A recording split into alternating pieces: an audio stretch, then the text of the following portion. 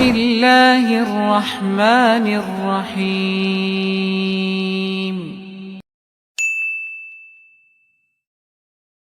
Bismillahirrahmanirrahim. Assalamualaikum warahmatullahi wabarakatuh. Waalaikumsalam warahmatullahi wabarakatuh. Alhamdulillahi rabbil alamin. Wa usalli wa usallim ala nabiyyina wa habibina Muhammadin wa ala alihi wa sahbihi ajma'in. Amma ba'du. Kaum muslimin dan muslimat rahimani wa rahimakumullahu ta'ala. Pada kesempatan kali ini kita akan kembali melanjutkan membacakan hadis-hadis yang dibawakan oleh Al-Imam Abdul Ghani Al-Maqdisi rahimahullahu ta'ala di dalam kitab beliau Umdatul Ahkam. Kita masih pada pembahasan terkait mandi junub. An Abdullah bin Umar radhiyallahu ta'ala anhuma. Dari Abdullah bin Umar, semoga Allah ta'ala meridhai keduanya. Anna Umar bin al-Khattab radhiyallahu ta'ala anhu qala. Bahwasannya Umar bin Khattab, semoga Allah ta'ala meridhoinya, ia berkata. Jadi hadis ini dari sahabat Abdullah bin Umar, anaknya Umar, menceritakan bahwasannya bapaknya Umar bin Khattab radhiyallahu ta'ala anhu, ia berkata, Ya Rasulullah, ayarkudu ahaduna wa huwa junubun.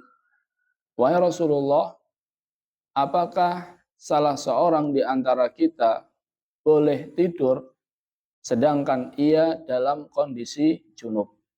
Jadi apakah seseorang ketika dia dalam kondisi junub, ia boleh tidur? Qala, maka Nabi SAW menjawab, na'am, iya. Dalam artian berarti boleh enggak? Boleh. Boleh. Namun selanjutnya Nabi bersabda, idza tawadda'a ahadukum falyarqud. Apabila salah seorang di antara kalian sudah berwudu, maka silahkanlah tidur. Jadi seseorang ketika ia junub, dia tidak harus mandi langsung, dia boleh tidur, namun sebelum tidur dia apa? Wudu. Hadis riwayat Bukhari dan Muslim. Kaum muslimin dan muslimat rahimani wa rahimakumullah ta'ala. Pembahasan kita terkait hadis ini kita akan bagi menjadi 3 pembahasan ringkas. Yang pertama adalah istihbabul wudu qabla naum lil junub. Disunahkan bagi seseorang yang junub, sebelum dia tidur hendaknya dia berwudu terlebih dahulu. Jadi jumhur ulama jamaah menyatakan bahwasannya perintah untuk berwudu di sini hukumnya adalah sunnah. Hukumnya adalah apa? Sunnah. Berarti ketika seseorang junub kok langsung tidur, maka jumhur ulama mengatakan hal itu tidak masalah. Hanya saja luput darinya pahala menjalankan sunnah wudu sebelum tidur. Pentingnya hal ini jamaah, menunjukkan akan pentingnya hal ini. Sampai-sampai sebagian ulama mengatakan bahwasannya hukumnya adalah wajib. Kenapa? Karena disebutkan dalam sebagian riwayat jamaah itu menggunakan kata perintah. Kata Nabi SAW, liyatawaddo summa liyanam. Wudulah kemudian tidurlah. Jadi Nabi SAW di sini menggunakan kata apa? Perintah. Sedangkan kata perintah itu menunjukkan akan kewajiban. Sehingga sebagian ulama seperti madzhab Dzahiri, mereka berpendapat bahwasannya wudu bagi orang junub sebelum tidur itu hukumnya adalah bahwa wajib. Namun wallahu a'lam, pendapat yang lebih kuat adalah hukumnya adalah sunnah, tidak sampai wajib. Kenapa? Dari mana kalau kita bisa mengatakan sunnah? Padahal Nabi SAW di sini menggunakan kata perintah. Namun ternyata jamaah di sana ada hadis lain yang menunjukkan bahwasannya Nabi SAW beliau pernah junub, kemudian beliau langsung tidur tanpa berwudu. Jadi yang memalingkan dari hukum wajib adalah perbuatan Nabi Shallallahu Alaihi Wasallam. Beliau pernah tidur langsung ketika dalam kondisi junub tanpa apa? Berwudu. Sebagaimana dikisahkan oleh Aisyah radhiyallahu taala anha. Aisyah radhiyallahu taala mengatakan, karena Rasulullah SAW yanamu wa huwa junub wala yamassul ma. Dahulu Rasulullah Shallallahu Alaihi Wasallam beliau tidur dalam kondisi junub tanpa menyentuh air, maksudnya adalah tanpa berwudu. Jadi jamaah, intinya seseorang ketika dia dalam kondisi junub dan dia pengen tidur, maka sebelum tidur disunahkan bagi dia untuk berwudu terlebih dahulu. Disebutkan dalam redaksi lain jamaah bahwasannya selain disunahkan untuk berwudu, disunahkan pula untuk mencuci kemaluannya. Rasulullah SAW bersabda, tawaddo waksil dakarok summanam. Kata Nabi SAW, wudulah, kemudian bersihkan kemaluanmu, kemudian silahkan tidur. Hadis riwayat Bukhari dan Muslim. Ini pembahasan yang pertama. Sekarang kita masuki pembahasan yang kedua. Apa sih hikmah dari ketika seseorang itu ingin tidur dalam kondisi junub, hendaknya dia berwudu? Hikmahnya jamaah, para ulama menyebutkan beberapa hikmah. Di antaranya adalah takhfifu janabatihi, meringankan hadas besarnya. Jadi ketika seseorang junub, lah kok sebelum tidur dia berwudu, hadas besarnya nggak hilang. Karena kita tahu bahwasannya hadas besar ini bisa hilang dengan apa? Mandi. Sedangkan wudu itu tidak bisa menghilangkan hadas besar. Lalu kenapa kok tidak bisa menghilangkan, kok tetap disunahkan untuk berwudu? Kata para ulama, untuk meringankan hadas apanya? Besarnya. Nggak sampai menghilangkan, hanya saja menjadikan ringan, lebih ringan hadas besar tersebut. Ini hikmah yang pertama. Hikmah yang kedua adalah liyan syatolil ghusli. Kata para ulama adalah agar lebih semangat untuk mandi nantinya. Jadi ketika seseorang dia sebelum tidur dalam kondisi junub, dia sebelum tidur dia wudu dulu. Nanti ketika dia bangun untuk sholat dan seterusnya, maka kata para ulama dia akan lebih semangat. Karena sebelum tidur dia apa? Wudu terlebih dahulu. Ini hikmah yang kedua. Hikmah yang ketiga adalah liyabita ala ihdat taharatain khasyatal mauti fil manam. Kata para ulama, agar dia tidur dan sebelum tidur dia telah bersuci dengan salah satu dua tata cara bersuci. Jadi agar dia tidur dalam kondisi sebelumnya telah bersuci dengan salah satu tata cara bersuci. Karena tata cara bersuci ada dua, ada wudu, ada mandi. Nah, orang ketika dia junub, lalu kemudian dia wudu terlebih dahulu, berarti dia telah bersuci dengan salah satu tata cara bersuci, yaitu wudu sebelum dia tidur. Kenapa? Khasyatal mauti fil manam. Karena ditakutkan ketika tidur ternyata tidurnya apa? Kebablas. Ternyata tidurnya nggak bangun lagi. Sehingga ketika dia wudu dulu sebelum tidur, maka ini kondisinya akan lebih baik. Karena dia ketika tidur dalam kondisi hadas besarnya tidak seberat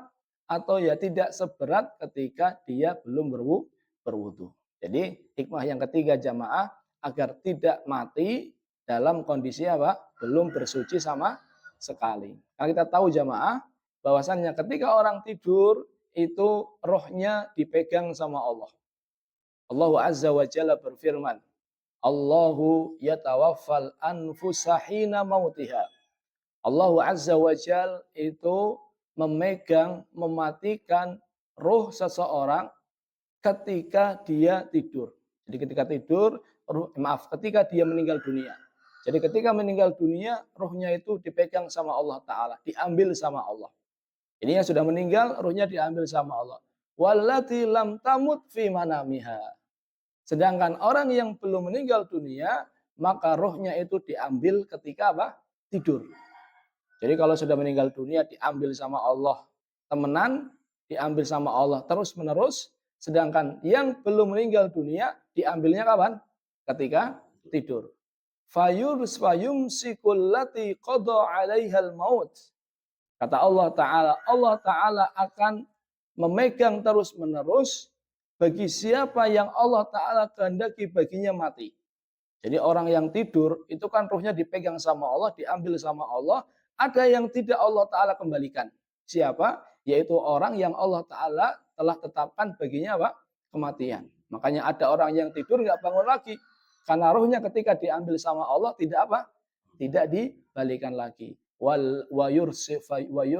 yursilul ukhra ila ajalin musamma. Kata Allah. Dan yang lain Allah Ta'ala kembalikan ruhnya sampai batas yang telah Allah Ta'ala tentukan. Jadi jamaah, hikmahnya kenapa kita ke wudhu dahulu ketika junub sebelum tidur. Yang pertama adalah untuk meringankan apa tadi? Hadasnya. Yang kedua agar kita lebih semangat nanti untuk mandi besar. Dan yang ketiga adalah agar kita kalaupun meninggal dunia, kita meninggal dunia sebelumnya telah menjalankan salah satu dari dua tata cara bersuci, yaitu apa? Wudhu. Ini hikmah dari wudhu sebelum tidur bagi junub. Sekarang kita masuki pembahasan yang ketiga, yaitu jawazu ta'khiril ghusl lil junub. Jawazu ta'khiril ghusli lil junub. Dibolehkan bagi orang yang junub itu mengakhirkan mandi. Jadi orang yang junub itu dibolehkan bagi dia untuk mengakhirkan mandi. Jadi ketika seorang junub jamaah, baik dia mau tidur atau tidak mau tidur setelahnya, itu dibolehkan untuk apa? Mengakhirkan mandi. Tidak harus ketika junub seseorang langsung mandi. Buktinya mana? Di sini. Buktinya adalah ketika Rasulullah Shallallahu Alaihi Wasallam, buktinya adalah di sini. Ketika seseorang junub mau tidur, nggak harus langsung mandi. Namun cukup bagi dia untuk apa? Berwudu terlebih dahulu. Begitu pula ketika nggak mau tidur pun boleh. Disebutkan dalam hadis yang pernah kita bahas pada pertemuan sebelumnya jamaah. Itu hadis Abu Hurairah radhiyallahu taala anhu. Anna Nabiyya sallallahu alaihi wasallam laqiyahu fi ba'di turuqil Madinah wa huwa junub. Bahwasannya Rasulullah SAW pernah bertemu dengan Abu Hurairah yang di saat itu Abu Hurairah dalam kondisi apa? Junub. Disebutkan jamaah bahwasannya Abu Hurairah di saat itu beliau sudah sempat keliling pasar dan seterusnya. Jadi junub nggak langsung mandi, sudah keliling pasar, jalan-jalan di sekitar kota Madinah dan seterusnya. Namun ketika Abu Hurairah ketemu dengan Nabi, dipanggil sama Nabi, fan khonastu, dia malah sembunyi. Fadhahabtu fa'aktasaltu. Kemudian saya pergi dari Nabi dan saya mandi. Summa ji'tu. Kemudian saya mendatangi Nabi dan Nabi bertanya, "Aina kunta ya Abu Hurairah?" Kemana kamu Abu Hurairah?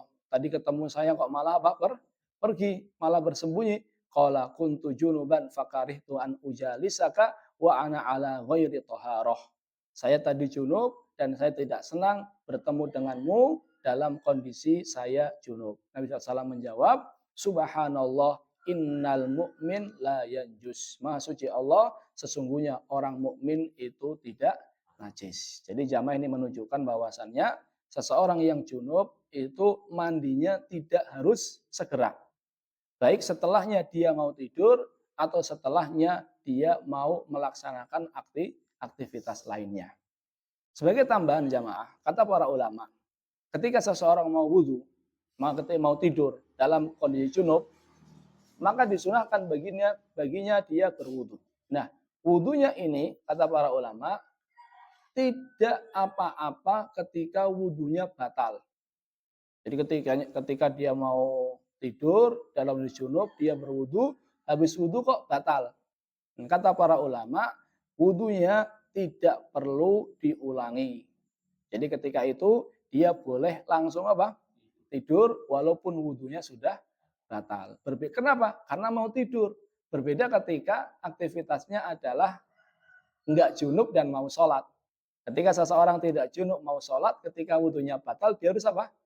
Ngulangi lagi. Sedangkan di sini yang pertama dia enggak mau sholat, yang kedua adalah dia juga dalam kondisi junub. Jadi kalaupun wudhunya batal, maka tidak perlu diulangi kata para ulama. Wallahu ta'ala alam bisawab. Barangkali hanya ini saya sampaikan. Terima kasih atas perhatiannya. Kita tutup dengan doa kafaratul majlis. Subhanakallahumma bihamdika asyhadu an la ilaha illa anta astaghfiruka wa atubu ilaih. Wassalamualaikum warahmatullahi wabarakatuh. Waalaikumsalam warahmatullahi